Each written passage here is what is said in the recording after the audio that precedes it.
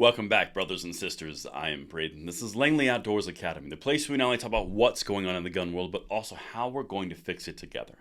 And the content that I'm going to show you to start this Monday is going to make you laugh significantly. I'm going to read you an article from far left Slate where they're saying Kavanaugh is really a good guy in disguise. He's really there to limit the Bruen decision and make everything right in our eyes. You cannot make this up. Everything will be linked in the description box below, and I cannot wait to hear what you guys think about this one. And if you are a new or returning viewer, please consider liking this video, subscribing to the channel, and turning the notification bell on. We need as many of you as possible to get into the fold so we can help spread the positive news of the 2A to the next generation, and we will do it on this channel, and thank you so much in advance for your consideration. But all right, my brothers and sisters, as I mentioned in the introduction, we've got to dive into the Slate. Now, Slate magazine is about as far left as you can go. In fact, they were full on board and fully complicit in all the shenanigans around Kavanaugh's endorsement around his nomination for the Supreme Court. Well, times have changed. The Bruen decision has come out, and now he is an ally hidden in the weeds to undermine Bruen. You cannot make this up. The mental gymnastics I'm about to walk you through, check this out and let me know what you guys think in the comments field below. So here's the article. Brett Kavanaugh may have quietly sabotaged Clarence Thomas's extreme gun ruling. Like I said, you can't make this up. Let's keep going. I'm really looking forward to hearing the comments on this one. The Fifth Circuit, U.S. Circuit Court of Appeals, decision on Thursday allowing alleged domestic abusers to keep their guns is perhaps the most radical Second Amendment decision in the history of the federal judiciary. It is not, however, a surprise. Justice Clarence Thomas' opinion in last year's Bruen case invited lower courts to strike down any gun restrictions that our ancestors would never have accepted. This standard is infinitely malleable given the hopeless ambiguities in the historical record. Now keep in mind, they even said in this introduction, alleged. The whole point in the Fifth Circuit's decision around domestic abusers, or the ones who would be under restraining order, was that nothing was convicted. You lost your Second Amendment rights, or any of the rights that they could take away from you, because of an accusation not proven. That is what was unimaginable to our ancestors, not the idea that violent people can have guns. It's a conflation, and that's what they're doing. But now, we're going to sidestep that. I'm going to get you to the point where Kavanaugh comes in as the white knight who was dramatically abused by the exact same people for, whatever. Anyway, let's keep going. Can't get into that. Excuse me. Ancestors in this question were often violently racist and misogynistic white men.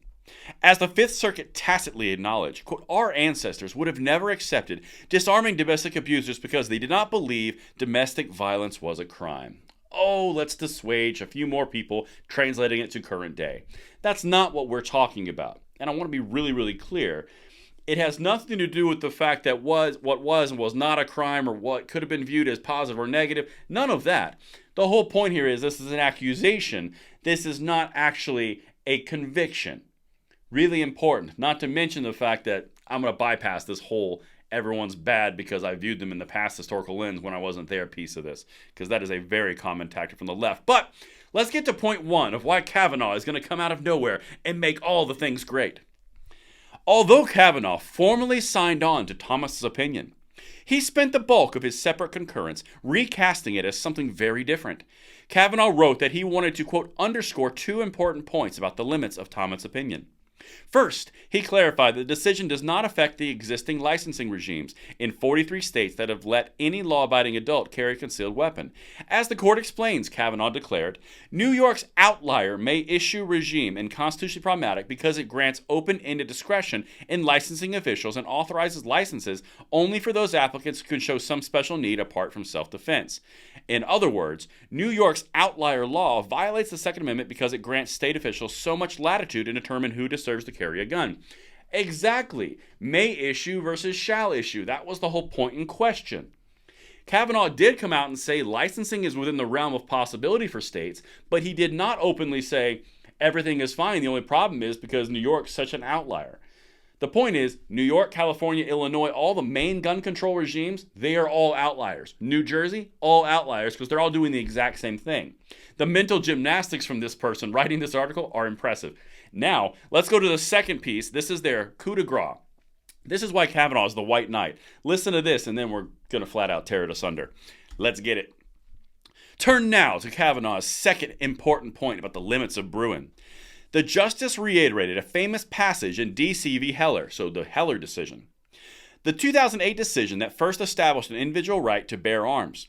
In Heller, Justice Antonin Scalia wrote that this right, quote, is not unlimited, adding, quote, nothing in our opinion should be taken to cast doubt on long-standing prohibitions on the possession of firearms by felons and the mentally ill, or laws forbidding the carry of firearms in sensitive places such as schools and government buildings, or laws imposing conditions and qualifications on the commercial sale of arms.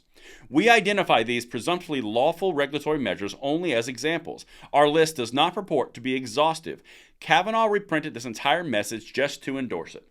His entire point in writing this article for Slate is that Kavanaugh agreed with the Heller decision. By the way, 10 minutes ago, the Heller decision was the worst case and decision ever to be existing from people in the Slate magazine from the far left. But now, all of a sudden, because Bruen is so much worse in their minds, Heller was clearly the right decision. Do you see how malleable these positions are? And since Kavanaugh quoted the Heller decision and said the sensitive places is a thing, then we're perfectly fine. Now, the big part we're going to tear this asunder is the thing that they're not saying in here from the Bruen decision is it literally says, Clarence Thomas says specifically, you cannot make every single place a sensitive place. It can only be limited to the consistent historical analogs of what sensitive places were, such as schools and government buildings, which is what was in the Heller decision. But they're not going to tell you that on the Slate side because they want to make you think that Kavanaugh could be the white knight, the guy who's undermining the system from the inside. They're completely negating facts. The problem here is not major or shall issue, not the fact that Kavanaugh and Clarence are or are not on the same page. The point here is the sensitive places is the crux of the issue. The states that are passing new carry laws are violating the whole premise of the Bruen decision around making every single place a sensitive place, which is why New York is under TRO, New Jersey's under TRO, Illinois is under TRO, Washington, Oregon, they're all under TROs, and pretty soon California's going to be on TROs as well. This is the game that they play, and that's why I'm bringing it to you. Let me know what you guys think in the comments field below, and I will see you on the next one. I'm Braden. See you later.